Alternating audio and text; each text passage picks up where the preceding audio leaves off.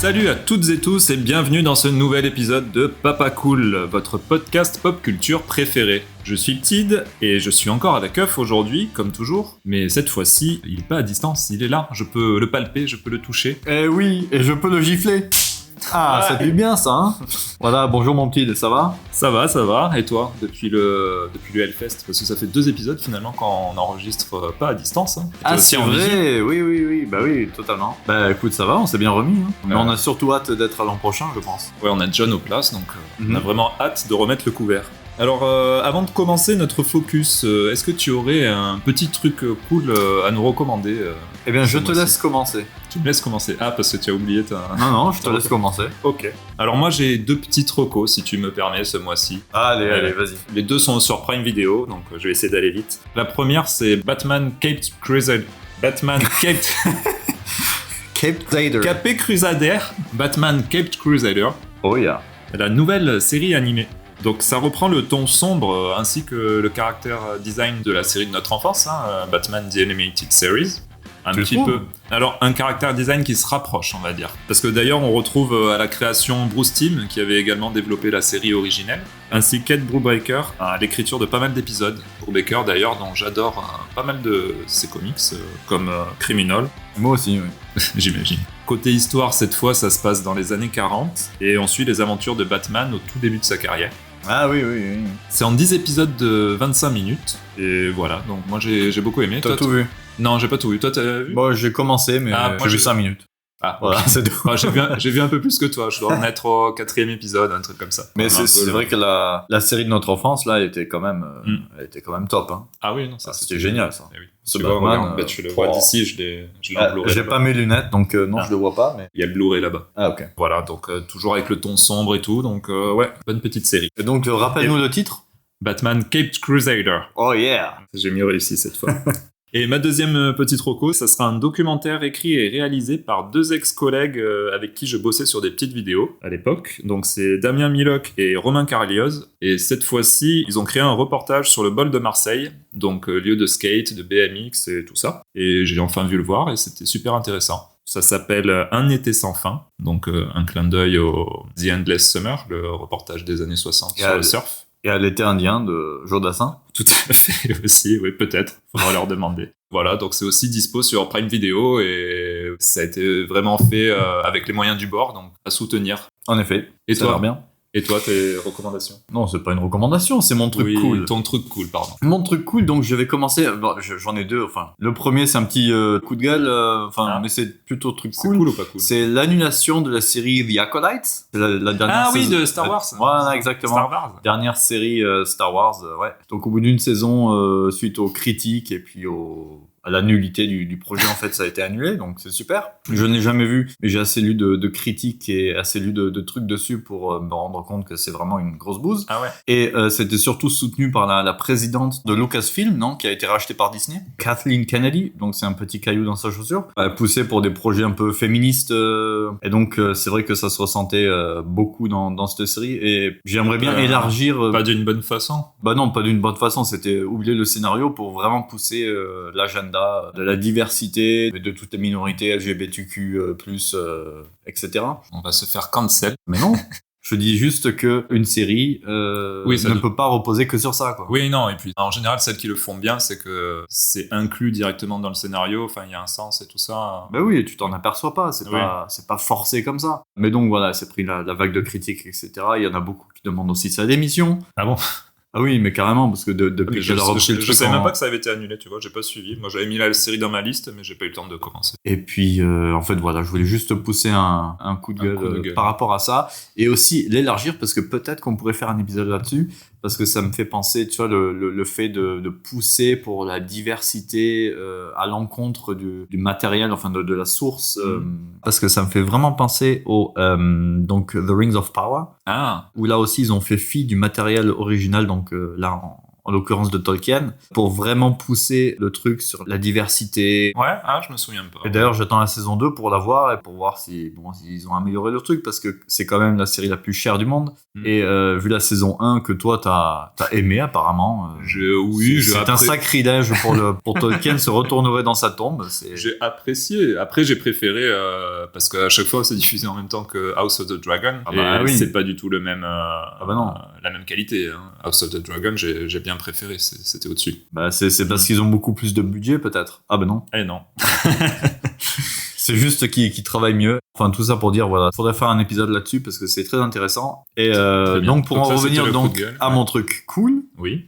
C'est un EP qui est sorti, donc EP c'est Extended Play, donc c'est pas un album, c'est un EP, un EP qui est sorti donc cette année 2024 de notre groupe favori qui est... Je sais pas, le tien c'est Hailstorm, mais... Voilà, Hailstorm, exactement. Bon, c'est pas je crois que j'ai écouté quelques morceaux sur Spotify qui avaient des morceaux EP qui s'appelle Voyage of the Dead Marauder. Et voilà. Il y a une chanson qui s'appelle comme ça, du coup, non? Oui, voilà, exactement. Alors j'ai écouté que la chanson. Elle est bien celle-là. Je crois, oui, je l'ai mise dans avec notamment featuring Patty Gurley, qui est une chanteuse folk pirate metal allemande, et qui a la particularité de jouer avec un hurdy-gurdy, qui est un genre d'instrument médiéval où tu fais tourner un truc sur des cordes. Il y a aussi une deuxième chanson qui est donc Ouzbékistan, parce que bon là, ça là je l'ai écouté aussi. Là, ça revient. J'ai peut-être écouté. Tu l'as peut-être. C'est bien entraînant, bon refrain, tout ça. Mais ça parle, enfin c'est un peu cucu parce que ça parle forcément des pirates d'Ouzbékistan. L'Ouzbékistan qui est un pays qui n'a pas de côte. Ah. Voilà, de côte maritime, donc qui n'a pas de mer. Donc il y a des pirates, mais il y a pas de mer. Là-bas. Ok. Et enfin la dernière c'est une reprise. Je ne savais pas, mais c'est une reprise en fait d'un vieux groupe. La reprise c'est The Last Saskatchewan Pirate. C'est une chanson de base de The Arrogant Worms. Et elle est pas mal aussi. Ok. Voilà, donc ça c'est mon truc cool parce que je l'écoute en boucle et les quelques chansons là dont je t'ai parlé sont bien entraînantes. Bon, on espère qu'on les croisera en tout cas au Hellfest. Ah, ça c'est sûr. Ouais. Très bien, on va pouvoir passer au sujet du mois alors. Yeah.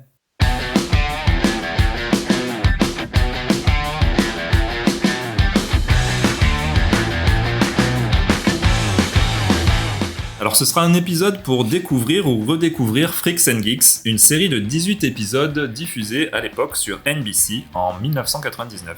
D'ailleurs, si vous avez jamais vu cette série, dès que vous avez fini d'écouter cet épisode, je vous enjoins à la regarder tout de suite. Du moins à la commencer. Tu nous enjoins ? Je vous enjoins, oui. Ah oui.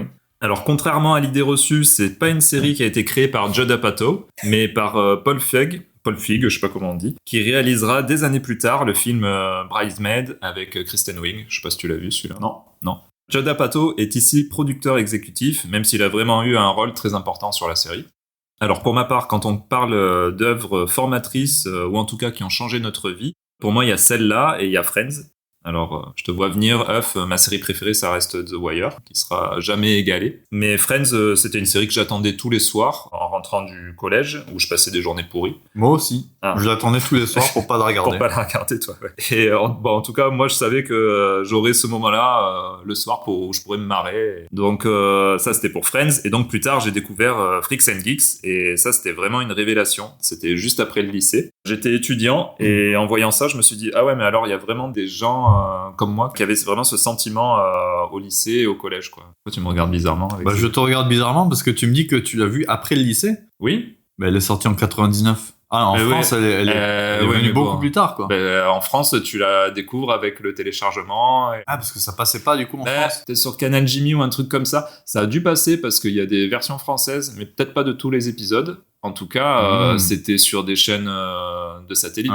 J'avais pas le satellite. Cartoon Network et tout ça, quoi. Je sais même pas si ça existait ça en France encore. Voilà. Bon, bref. Et pour la petite anecdote, d'ailleurs, cette série m'avait tellement plu à l'époque et l'accès aux sous-titres était encore en cours de développement. C'était pas aussi simple qu'aujourd'hui. Il y en avait pas pour cette série. Donc, je me suis dit, c'est un peu bloquant et je veux que d'autres gens la découvrent. Du coup, pendant mes vacances, je réalisais les sous-titres français pour Freaks and Geeks pour le site forum.com. Ah, ils sont en français en plus, les sous-titres ? Bien sûr. Ah, tu me les as filés, mais t'es un malade, toi. Pourquoi ? Tu les as pas regardés ? Si, j'ai regardé, mais sans sous-titres. Ah, sans sous-titres, voilà. T'as même pas regardé mes magnifiques sous-titres approximatifs. Non, oh là là. Merci, quoi. Alors, en plus, j'ai revu le premier épisode. Je sais pas lire le français. J'ai revu le premier épisode avec mes sous-titres. Ils étaient vraiment approximatifs sur certains trucs. À un moment, je sais plus. Je connaissais pas trop. Il parle de l'Enterprise de Star Trek. Ah oui. Et je crois que j'avais écrit l'Enterprise ou un truc comme ça parce que j'avais pas de moyen de. T'avais pas la référence. J'avais pas la référence et puis pour chercher ça. Enfin bon, bref. Ouais. En tout cas, ça me prenait un temps fou. Je crois que j'ai fait les 12 premiers épisodes et si vous avez découvert Freaks and Geeks il y a une quinzaine d'années. C'est peut-être grâce à Ptid. C'est ça, avant la diffusion de Netflix. C'est fort probable que vous ayez vu les épisodes avec écrit à la fin sous-titres par Ptid. C'est la petite anecdote. J'aime me dire que j'ai contribué à faire connaître Freaks and Geeks en France, à ma modeste échelle. Ou en tout cas, il le pense, ça lui fait du bien. En tout cas, en faciliter l'accès. Donc c'était une série diffusée sur NBC, comme je l'ai dit, et à l'époque il y avait un changement de direction de la chaîne et le directeur comprenait pas du tout la série. Du coup, à l'époque c'était l'époque des séries genre Beverly Hills et tout ça, les séries d'ados. Je sais pas, j'ai jamais vu. C'était des trucs avec des beaux acteurs, un peu fade et tout ça. Ah, les feux de l'amour, quoi. Ok. Du coup, la série se retrouve diffusée à un très mauvais créneau. Elle n'est pas programmée toutes les semaines et ils la casent un peu là où ils ont envie. Du coup, la série a complètement floppé à sa sortie, malgré qu'elle ait eu d'excellentes critiques. Ouais. Parce qu'en fait, personne ne l'a regardé, quoi. C'était impossible. Des fois, il se passait 2 semaines sans diffusion d'épisodes et puis ça revenait. Il y avait peut-être 2 épisodes. Enfin voilà, c'était un peu difficile à suivre, quoi. Donc, elle est annulée au bout d'une unique saison de 18 épisodes. Au format 45 minutes, j'ai pas dit. Mais elle est devenue culte des années plus tard, et notamment grâce au succès de nombreux acteurs qui ont entamé leur carrière dedans. Alors, les acteurs, on y reviendra, mais pour l'histoire, ça se passe donc dans un petit lycée d'une petite ville du Michigan dans les années 80. Les années 80 parce que ça vient de la volonté du créateur, Paul Feig, de se remémorer son adolescence et tout ce qu'il a vécu à l'époque. Donc on y suit Lindsay et son petit frère Sam et leurs amis respectifs. Ah oui. Lindsay vient de perdre sa grand-mère et depuis, elle se questionne sur le sens de la vie. Du coup, elle shift un peu au lycée et en fait, elle passe de première de la classe, on va dire, à commencer à traîner avec les freaks. C'est un peu les ados un peu rebelles qui fument et qui sont pas très assidus en classe. Alors plus généralement, ça va être une série sur l'adolescence et tous les moments gênants que l'on voit au lycée. Alors je sais pas si ça te parle, ça, toi ? De moments gênants, non, j'en ai eu aucun. Jamais. Non. J'ai toujours assuré. Ah bon, ça va alors. Et beaucoup de petites histoires dans les épisodes ont d'ailleurs été inspirées par les vraies histoires des créateurs et des scénaristes de la série, alors que ce soit les meilleurs ou les pires moments du lycée. Ça fait qu'on peut s'identifier à plein de personnages de la série à la fois. Tous les persos sont très travaillés. Oui, et pour interrompre ton monologue, je dirais juste que parce que j'ai regardé du coup 2 épisodes et demi, et j'ai trouvé que il y avait pas mal de personnages qui étaient clichés, pas mal de situations clichés, etc. Mais c'est vrai qu'à l'époque, enfin c'était donc en 99, c'est sorti. La série en 99, c'était un peu une des premières séries à faire ça, non ? Ah oui, en fait, c'était la première high school, à aller vraiment vers les enfants et les ados qui étaient pas populaires, on va dire. Ouais, voilà. Parce qu'après, il y a eu tellement de séries qui ont recopié le concept. Il y a beaucoup de séries. Maintenant, la plupart des séries, ça va être plutôt ça, s'intéresser aux personnages plus intéressants plutôt que le quarterback tout lisse avec sa copine Pom Pom Girl, quoi. Donc, mais c'est vrai qu'à l'époque, c'était plutôt des séries comme ça. Et du coup, celle-là changeait un peu. Et aussi, elle changeait au niveau du format parce qu'il y a quand même des moments comiques dans la série, mais il y a aussi des moments dramatiques. C'est-à-dire que c'est une dramédie, mais à l'époque, ça se faisait pas trop, Maintenant, il y a beaucoup de séries comme ça, mais à l'époque, non.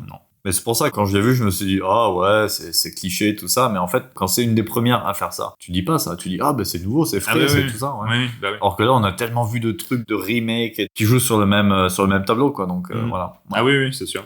D'ailleurs, ça parle aussi de problèmes d'adultes, comme l'adultère, la monoparentalité, mais également ça parle aussi de certains ados livrés à eux-mêmes. De drogue, d'alcool. Ouais, pas tant que ça. Ah, 2e épisode sur l'alcool, c'était rigolo. C'est la fête sur le... C'est la fête, oui. Ah oui, c'est vrai, je me souviens. C'était rigolo, ça. Parce qu'à la fin, donc, ils ont fait une fête qu'avec de la bière sans alcool. Oui, mais ils savaient pas. Et ils avaient l'air ils avaient l'impression d'être tous bourrés. Oui, alors ils pensaient qu'ils étaient tous bourrés, et à la fin, il y en a un qui dit, mais j'ai remplacé les fûts par de... Voilà, mais il le croit pas. Il y a même dans un épisode un sujet qu'on voit jamais à la télé, l'hermaphrodisme. Voilà. Oula. Ouais. Ah bah tiens. Il y a un personnage comme ça ? Bah, tu verras. De toute façon, est-ce que tu vas... alors, on va en parler après. Pour savoir si tu regarderas la suite. Mais ouais, donc c'est une comédie dramatique avec des moments très tristes quand même. Et c'est vrai qu'il y a vraiment énormément de tendresse dans cette série, je trouve, envers les personnages qu'elle dépeint. I don't get it. What do they have that we don't? Good bodies?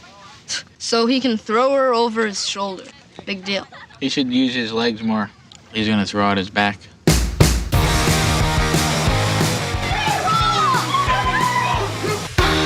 Coming!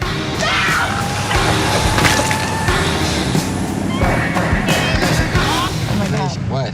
We just egged my little brother. Congratulations, you're all of age. Who the hell is Jesus H. Garcia? It's Jesus. It's your new identity. I'm sick of being called a geek. I mean, what's so geeky about us anyways? Gentlemen, good news. New Dungeons & Dragons handbook. We're gonna have fun Friday night. Could you not humiliate me in front of the whole school? Just trying to help you. You're not one of them. I don't think I want to be a mathlete anymore. Things are different now. You're different now. Will girls ever like us? You're so easy to talk to. You're just like my sister. Lindsay has a boyfriend.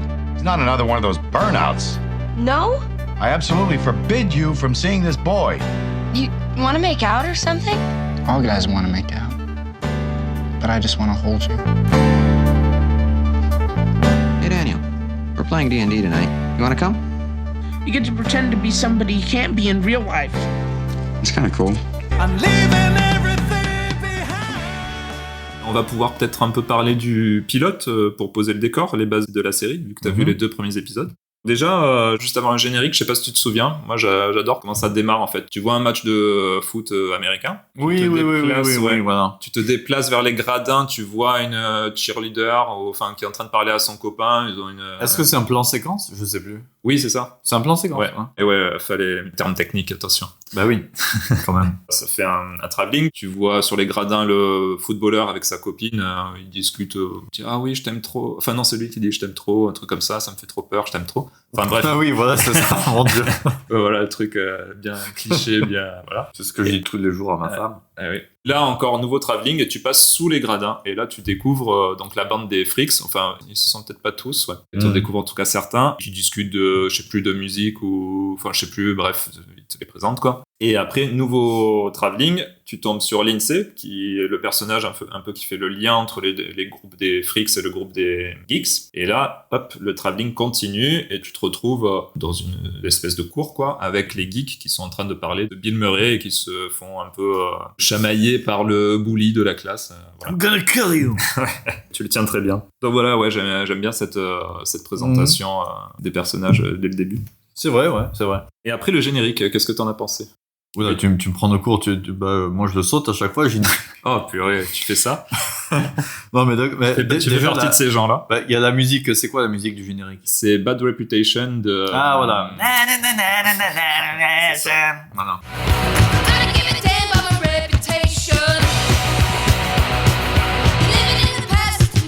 John Jett. Ok. C'est celle qui fait I Love Rock'n'Roll. Mais ouais, du coup, ils s'assoient sur des grandes chaises, quoi, et ils sont pris en photo, c'est ça? Oui, voilà, c'est le principe du yearbook, là, le yearbook américain, où ils te prennent les photos au fur et à mesure. Donc, tu vois un peu les personnages. Je l'ai vu la première fois, mais après, j'ai sauté. Oui, c'est sympa, ça met dans l'ambiance, quoi. Si tu veux. D'ailleurs, en parlant de musique, je trouve que c'est une série vraiment très musicale parce que on a du Cream, du Van Halen, du Alice Cooper, du Cheap Trick, du Rush, du Madness. Donc, je sais pas trop comment ils ont fait pour obtenir autant de droits. Mais bon, après, c'est sur NBC, c'est une grosse chaîne, alors c'est peut-être normal, je sais pas trop. Faut dire qu'après, t'as dit que l'action se situe dans les années 80, donc forcément, c'était une époque où il y avait pas mal de bonne musique, quoi, qui passait. Donc, ouais, d'ailleurs, ça m'a permis d'étoffer à l'époque ma culture rock, hein, parce que il y avait des choses que je connaissais, genre Alice Cooper et tout, mais il y en avait d'autres, je les ai découverts là-dedans, et c'est des groupes que j'écoute toujours. Hein. Bah oui.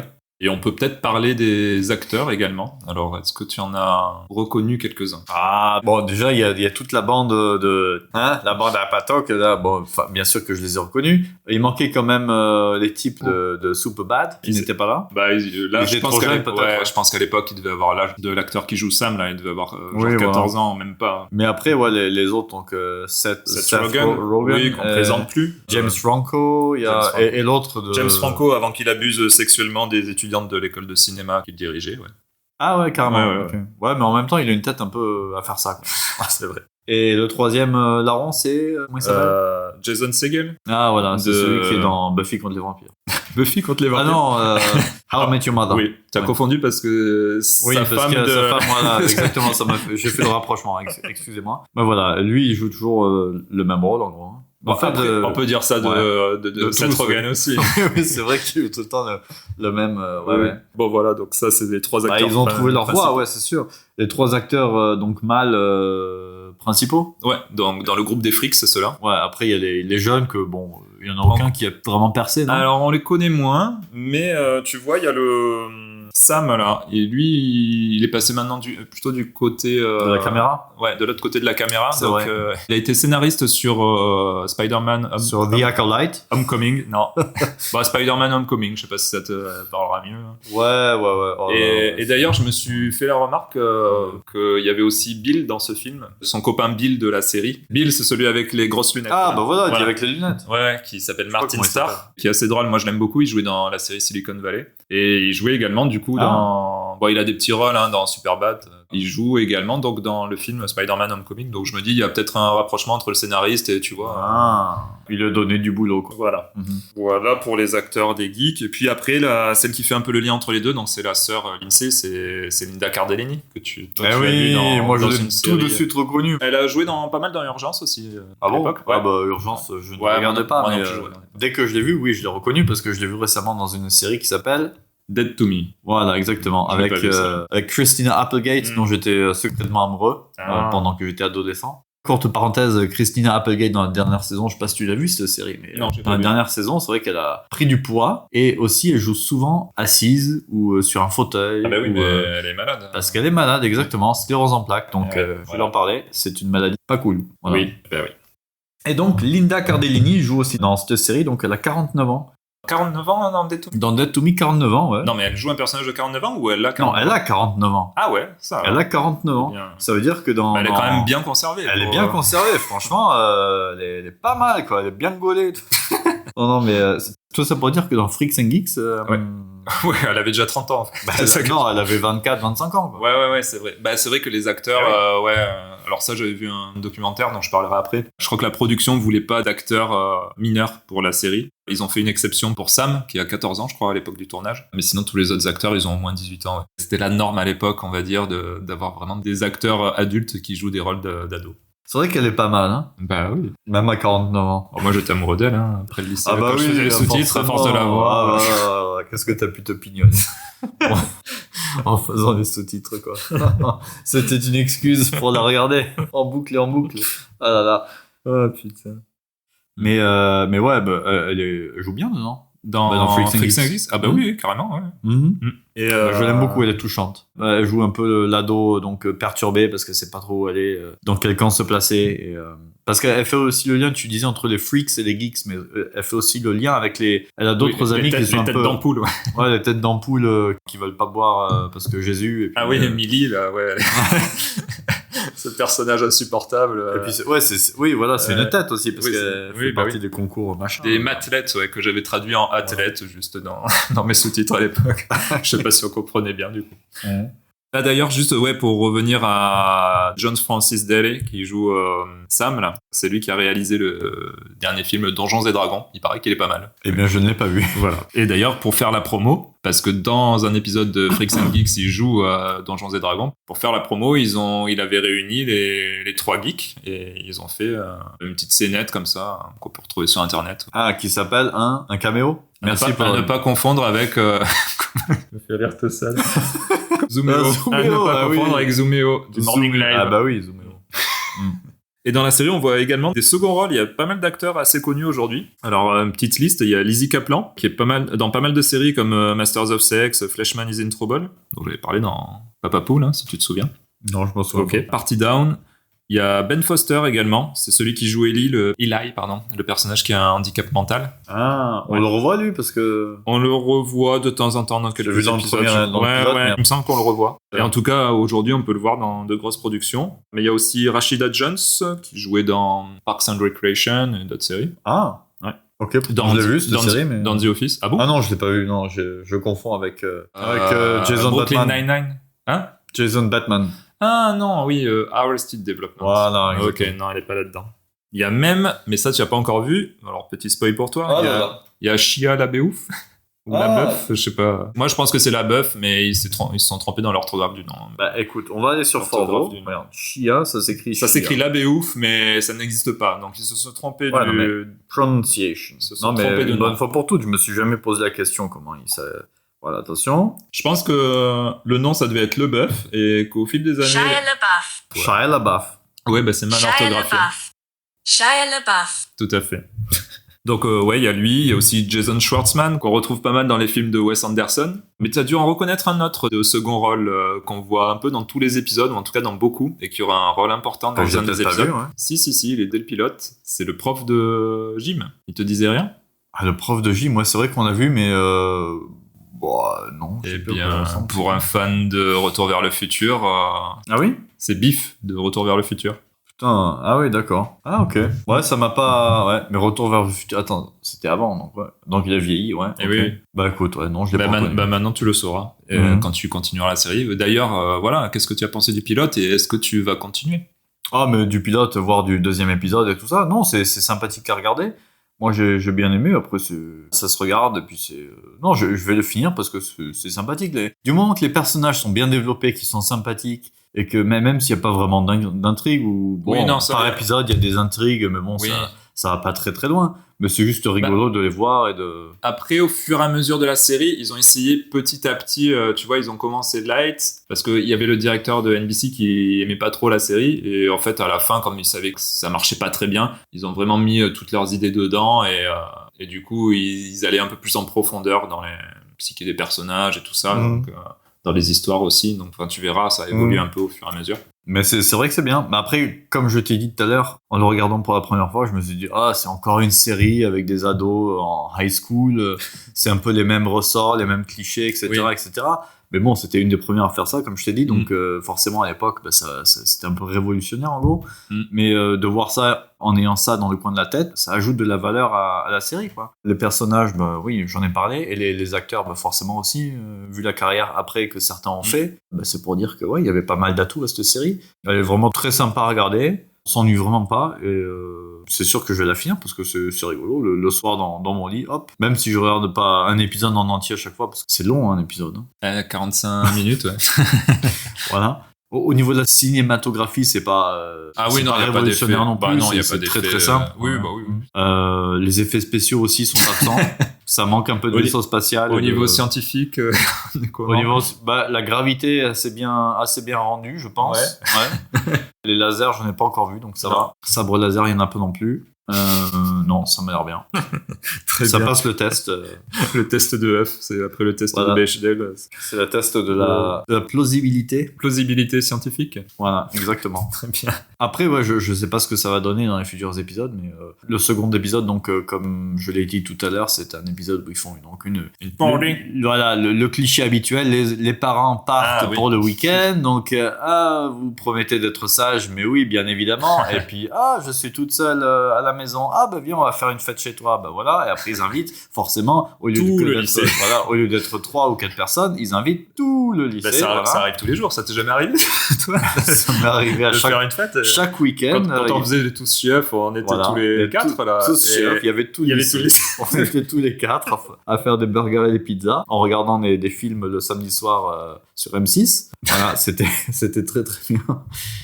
Franchement, ouais. Et voilà, non, c'était drôle parce que du coup, ils ont changé, comme je l'ai dit. J'arrête pas de dire comme je l'ai dit, mais je l'ai dit. Vraiment. Tu l'as dit ou Oui, je l'ai dit. Okay. Ils ont changé donc la bière, le fût de bière qui était de la vraie bière par de la bière sans alcool. Donc ça c'était rigolo parce qu'à la fin personne s'en est aperçu. Oui, tout le monde semblait bourré. Voilà, ils semblaient tous bourrés, à faire n'importe quoi. À part celui avec les lunettes là, Bill, c'est le seul à avoir vraiment bu. Du coup, puisqu'il était enfermé dans la pièce à regarder la télé. Et lui, il buvait le vrai alcool. Il s'est mis à boire la bière, ouais. Donc lui, il a fini complètement à 4 pattes, allongé plutôt sur la moquette par terre. Donc très rigolo. Après, le prochain épisode là que je vais voir, c'est celui sur Halloween, je crois. Ah ouais. Donc, j'ai des petits souvenirs. Moi, du coup, c'est vrai que j'ai revu le pilot pour faire l'épisode. Et j'ai revu aussi un documentaire. Le dernier épisode aussi, tu vois. Non, j'ai pas fait comme pour The Expanse. Mais je vais pas faire ça, moi, tu vois. Moi, je vais. D'ailleurs. Tu regardes quand The Expanse? Ça, je sais pas. Bah, en tout cas, pour Freaks and Geeks, c'est vrai que j'ai revu le premier épisode et en fait, ça m'a quand même donné envie de revoir toute la série, quoi. Alors que ça fait quelques fois que je la vois. En tout cas, vu que j'ai déjà vu plein de fois pour faire les sous-titres. Ah oui. Et après, je l'avais revu avec compagne quand c'était diffusé sur Netflix il y a quelques années. C'est pas resté longtemps, c'est resté même pas un an, je crois. Et là, maintenant, elle est introuvable sur les services de streaming, c'est introuvable. En tout cas, moi je trouve que c'est une série qui a du cœur, on rigole, on est triste et on est déçu avec les personnages. C'est vraiment une série qui peut toucher tout le monde, je pense. Ou en tout cas, toutes celles et ceux qui n'étaient pas très populaires au collège et au lycée. Et je pense que c'est... Ça nous regarde, ça nous concerne pas. Voilà, ça nous concerne absolument pas. Oui, bien sûr. Enfin bon, bref, je pense que c'est quand même la majorité des gens. Moi, je l'adore et c'est vraiment dans mon top 5 de séries de tous les temps. Ah ouais, carrément. Ouais. Ah ouais. Derrière un gars, une fille. Derrière un gars, une fille. Je parlais d'un documentaire tout à l'heure et je vous le conseille aussi, c'est le documentaire Culture Shock qui est sorti en 2018. Alors je crois que c'était une série de documentaires, je sais plus quel épisode c'est, mais vous tapez Culture Shock Freaks and Geeks.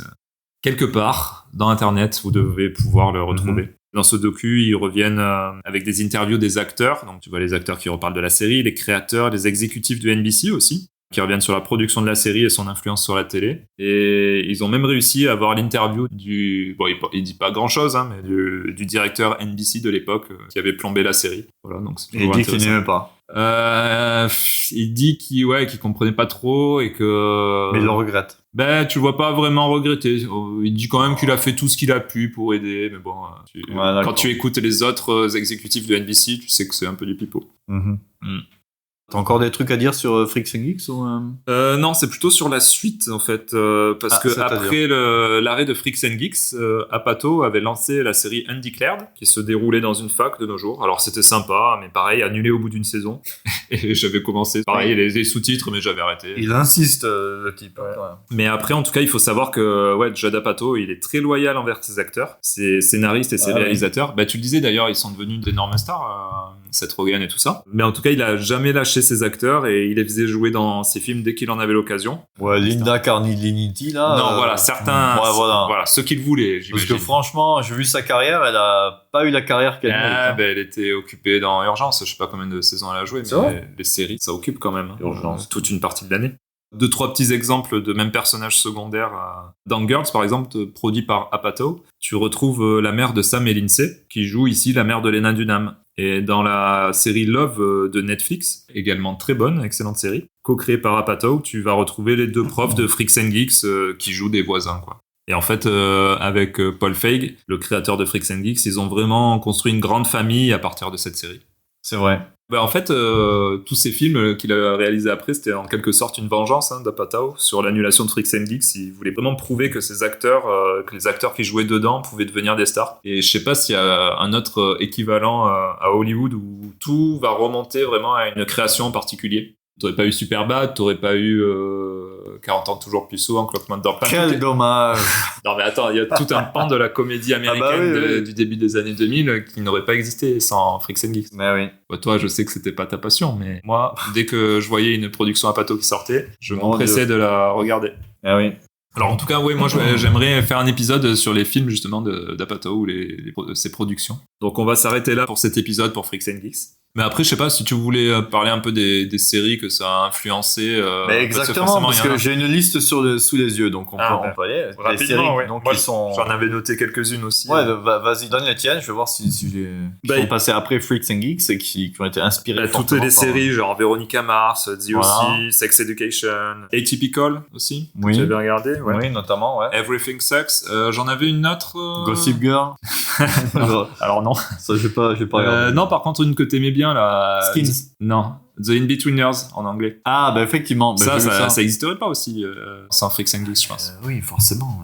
Ouais, évidemment. Sans le premier album de Black Sabbath, il n'y aurait pas de heavy metal non plus. Tout à fait, c'est pour ça que c'est un des meilleurs albums de tous les temps. Mais oui. Il y avait quoi, Buffy contre les vampires? Alors Buffy, c'était Non, parce que c'était en même temps, voire avant Buffy, tu vois. Et effectivement, il parlait un peu de problématiques différentes. Après, il y a pas mal de séries donc, qui parlent de ça, mais qui ne parlent pas que de ça non plus. Enfin, de l'histoire, être adolescent, high school, etc. Parce qu'ils rajoutent des éléments de fantasy, des éléments de science-fiction dedans. Ah, genre quoi? Genre Sabrina, les aventures de Sabrina. Oui. Genre... Enfin, les nouvelles, tu parles quand même, parce que les anciennes, bon... Oui. Bon, après, c'est un peu lisse quand même, hein. Et puis, il y a toujours des ados torse nu, tu vois. D'ailleurs, dans le documentaire, il te disait les notes un peu du directeur, c'était genre, quand est-ce que James Franco va enlever son t-shirt, genre il va se mettre torse nu. Bah, jamais en fait, c'est pas ce genre de série, tu vois, mais... Et du coup, c'était le directeur d'NBC qui faisait ce genre de notes pour essayer d'avoir plus de ratings et de views, quoi. Ah oui. Derry Girls aussi, très bonne série qui se passe à Londonderry.